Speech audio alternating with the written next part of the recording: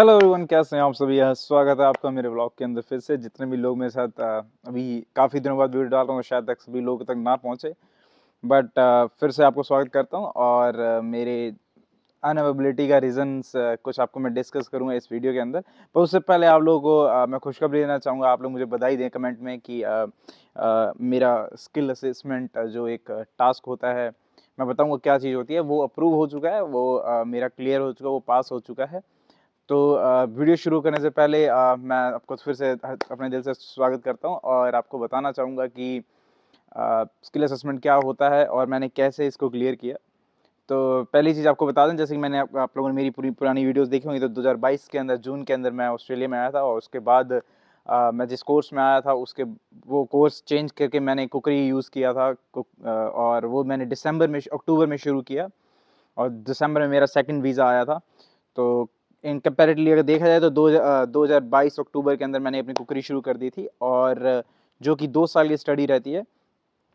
तो skill assessment क्या होती है? एक पीआर, जब आप लोगों को पीआर के बारे में पता होगा, पीआर होता है परमानेंट रेजिडेंसी। जैसे हम स्टूडेंट वीज़ा पे आते हैं, फिर उसके बाद स्टूडेंट वीज़ा से हम लोगों का जो नेक्स्ट टास्क होता है वो है टीआर, टेम्परेरी रेजिडेंसी, जिसमें हम अनलिमिटेड वर्किंग आवर्स या वर्क वर्क वर्क वीज़ा जिसे बोल सकते हैं लोग, स्टूडेंट के पास जाते हैं। उसके बाद फिर हम एक्सपीरियंस वगैरह कलेक्ट करते हैं, उसके बाद हम पीआर अप्लाई करते हैं। तो इस प्रोसेस को कम से कम ऑस्ट्रेलिया के अंदर 5 से 6 साल लग जाते हैं। और बट मेरे साथ हमेशा से मेरी माँ की प्रेयर्स और मेरे भगवान का आशीर्वाद मेरे साथ हमेशा रहा है। तो इस रीज़न से मैं, जैसे कि आप लोगों को बता दूँ, मैं इंडिया से मैंने बैचलर्स किया था होटल मैनेजमेंट के अंदर। और फिर मैंने यहाँ आने के बाद जिस एजेंट से मैंने अपना मास्टर्स टू ट्रेड का वीज़ा डलवाया था, उन्हीं से मैंने कंसल्ट करके उन्होंने मेरे को बताया कि आप अपनी डिग्री जो है आपकी इंडिया की, वो आप असेस कर सकते हैं स्किल असेसमेंट के लिए, जिसके बेसिस पे आप जल्दी पीआर अप्लाई कर सकेंगे। तो इसके लिए मुझे उन्होंने बोला था कि आपको 1 साल का किसी रेस्टोरेंट में एज ए मैनेजर एक्सपीरियंस चाहिए, या होटल या मोटेल के अंदर।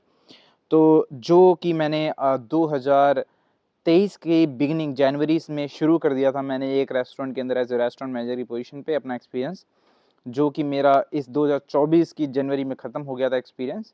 उस डॉक्यूमेंट को यूज़ करके मैंने वो एक्सपीरियंस और मेरी इंडिया की जो डिग्री थी होटल मैनेजमेंट की, उसको असेस कराया। मैंने कहा कि देखिए, मेरी जो एजुकेशन है वो मैनेजमेंट लेवल की है और मैं एज ए मैनेजर काम भी कर रहा हूँ, तो आप मुझे मेरी जो इस मैनेजरियल स्किल है, इसको आप पास करें, जिसके बेसिस में पीआर अप्लाई कर सकता हूँ। आपको मैं बता दूँ, जो स्किल्ड वीज़ाज़ होते हैं, स्किल्ड परमानेंट रेजिडेंसीज़ के एप्लीकेशंस होते हैं, उसमें आपको किसी एज ए स्किल आपको अप्रूवल चाहिए होता है कि you are as a skilled person. चाहे आप एज ए प्लम्बर हो, चाहे आप किचन के कुकरी में हो, शेफ़ हैं, चाहे आप कारपेंटर हैं, कुछ भी है, तो आपको एक स्किल असेसमेंट करानी होती है। उस स्किल से जो आपको स्किल असेसमेंट पास हो जाता है, उसके बाद आप डिफरेंट वीज़ाज़ डालते हैं, जिसके बेसिस पे पीआर मिलती है। तो पहला स्टेप आपका पीआर की तरफ जब अप्लाई करते हैं, तो वो होता है स्किल असेसमेंट। तो जो कि बेसिकली बच्चों का, जब उनका कॉलेज ख़त्म हो जाता है, क्लासेस ख़त्म हो जाती हैं, स्टडी ख़त्म हो जाती है, उसके बाद उनको मतलब स्किल असेसमेंट का एग्ज़ाम देते हैं, वो तब जाके अप्रूव होता है, जिसके कम से कम प्रोसेस 3 साढ़े 3 साल के अंदर है। बट जैसा कि मैंने बताया, मैंने 23 में अपना एक्सपीरियंस शुरू किया और 24 की बिगिनिंग में मेरा एक्सपीरियंस ख़त्म हुआ। और मैंने जैसे ही एप्लीकेशन डाली इसकी असेसमेंट के लिए, तो उसमें 2 ऑप्शंस होते हैं कि आप स्किल असेसमेंट एक नॉर्मल टाइम प्रोसेस के अंदर कराना चाहते हैं या फ़ास्ट प्रोसेस में कराना चाहते हैं। फ़ास्ट प्रोसेस में जो उनकी फ़ीस है, उस प्लस $800 एक्स्ट्रा लगते हैं। तो अपने हमेशा से जल्दीबाज़ी वाले आदमी रहे हैं, तो मैंने कहा यार कोई बात नहीं, अब गरीब आदमी क्या करे, तो जैसे-तैसे $800 उनको एक्स्ट्रा दिए मैंने इमिग्रेशंस को, कि आप मेरी जो रिक्वेस्ट है उसको फ़ास्ट प्रोसेस में डालें। और विदिन विदिन 21 डेज़ मैंने मेरी एप्लीकेशन सबमिशन से लेके अप्रूवल तक का 21 डेज़ का प्रोसेस था, जिसमें उन्होंने मेरे को लास्ट में स्किल असेसमेंट दे दिया। अब मेरा टास्क जो है वो डिफरेंट वीज़ाज़ रहेंगे कि आप पीआर के लिए कौन से वीज़ाज़ डालना चाहेंगे, जैसे कि 491 होता है या 490 होता है, अलग-अलग वीज़ाज़ होते हैं। तो 491 होता है रीजनल वीज़ा, जिसमें आपको 25 पॉइंट एक्स्ट्रा मिलते हैं कि आप रीजनल में रह के काम करेंगे, जिसमें रीजनल होता है जो कि शहर से दूर के इलाके होते हैं, उनको ये लोग रीजनल कहते हैं, और उनमें आप रह के काम करें। और उसके ये 25 पॉइंट एक्स्ट्रा देते हैं। ये पॉइंट सिस्टम होता है कि आपकी स्टडी के आपको 15 पॉइंट ऐसे अलग-अलग पॉइंट्स होते हैं। तो ऐसे करके आप के पॉइंट्स होते हैं, जिन जैसे ज़्यादा पॉइंट होंगे तो जल्दी पीआर होती है, अगर कम पॉइंट हैं तो you have to gain and that's and that.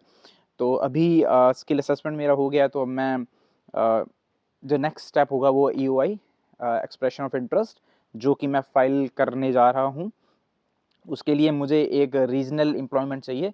तो मेरा जो रेस्टोरेंट मैनेजर जो मैं अभी कर रहा था, वो मैं अभी रोक के मैं एक रीजनल में काम ढूंढ रहा हूँ, जिसमें मुझे जिसके बेसिस पे मैं अपनी ईओआई डालूंगा कि भाई मैं इस रीजनल में इस जगह पे काम कर रहा हूँ, और मैं आगे 491 डालूंगा, जो कि ये एक रहेगा एक्सप्रेशन ऑफ इंटरेस्ट, जिसके मुताबिक अगर सब कुछ स्मूथली चला तो मैं जल्दी ही यहाँ के स्टूडेंट वीज़ा वाली लाइफ से बाहर आ जाऊँगा और सब अच्छे से समय पे हो जाएगा। ये चीज़ थोड़ी शेयर, इसी में मैं थोड़ा सा बिजी था, इसलिए वीडियोस वगैरह भी नहीं हो पा रही हैं, क्योंकि आज मैं शुरू में आया था तब एक अच्छा जोश भी था और समय भी काफ़ी हुआ करता था। और फिर हाल फिलहाल में ये थोड़ी चीज़ें काफ़ी दिमाग जब बढ़ जाता है इंसान का, तो हर जगह इन्वॉल्व नहीं हो पाता है। और आपको मैं बताना चाहूँगा कि मैंने ईओआई डालने के लिए अभी पीटी का एग्ज़ाम भी दिया था। भाई मैंने इंडिया में आइल्स दिया था, तो पीटी मुझे मेरे लिए was a very fresh thing, but I still manage to get 76। मैंने भी एक पहला बार एग्ज़ाम दिया तो 76 आ गए मेरे।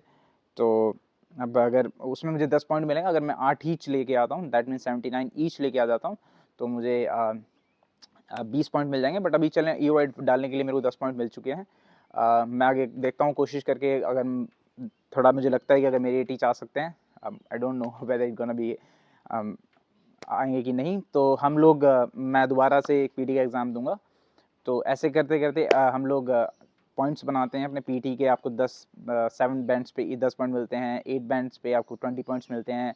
फिर आप एक नाटी का एग्ज़ाम होता है, जो कि आपकी नेटिव लैंग्वेज का एग्ज़ाम होता है, अगर आप वो दे लेते हैं then you get another 5 points.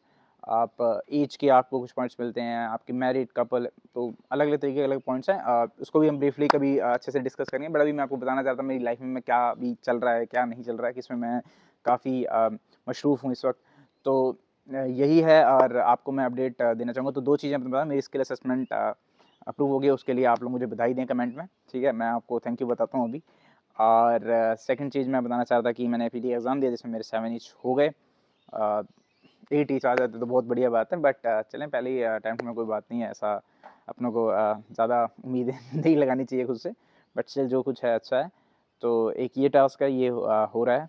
तो बस अभी मैं कोशिश करूँगा कि मैं जैसे-जैसे मेरी प्रोसेस आगे बढ़ेगी, मैं आपको साथ कम्युनिकेट करता रहूँ। और साथ ही मैं चाहूँगा कि आप लोग अभी जो बहुत से अभी स्ट्रिक्ट हो रहा है ऑस्ट्रेलिया स्टूडेंट वीज़ा के रिगार्डिंग, तो आपके स्टूडेंट वीज़ा के रिगार्डिंग जो भी डाउट्स हैं, आप वो पोस्ट करें कमेंट्स में, जिसमें हम आपस में बात कर सकें अगली वीडियोज़ के अंदर। तो अभी के लिए इतना ही। मिलते हैं नेक्स्ट वीडियो के अंदर। जय हिंद, जय श्री राम।